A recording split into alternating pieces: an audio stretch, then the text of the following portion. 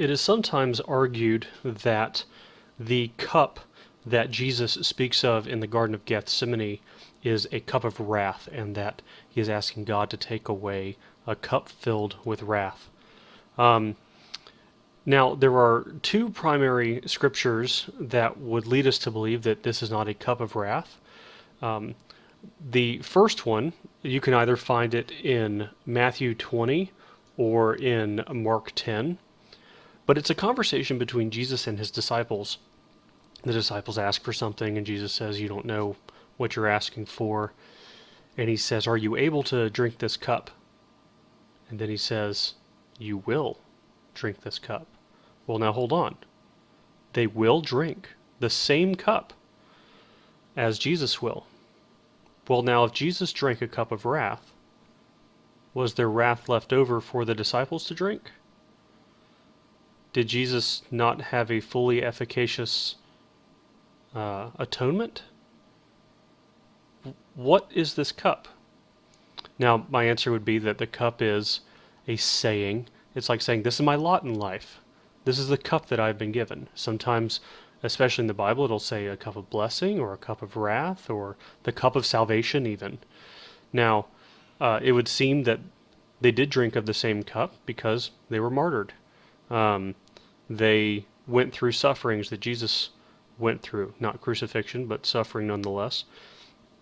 So we could say this, that it is not a cup of wrath because it would create a logical problem that somehow not all the wrath got onto Jesus, go back to the limited versus unlimited atonement problem, and that it doesn't have to be a cup of wrath. And in fact, it's not stated that it is a cup of wrath. So we would be reading that into it for seemingly no clear reason.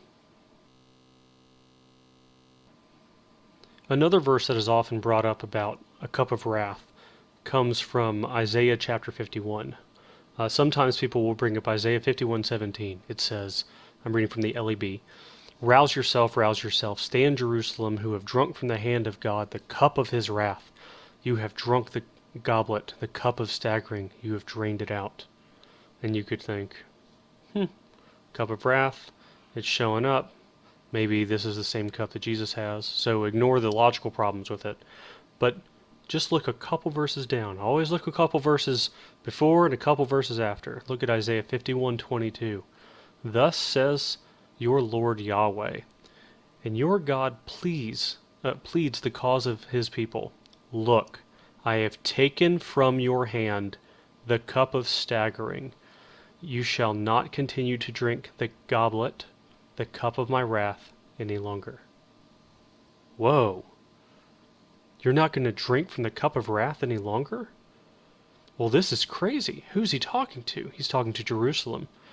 Well, that means the people aren't going to drink from that cup.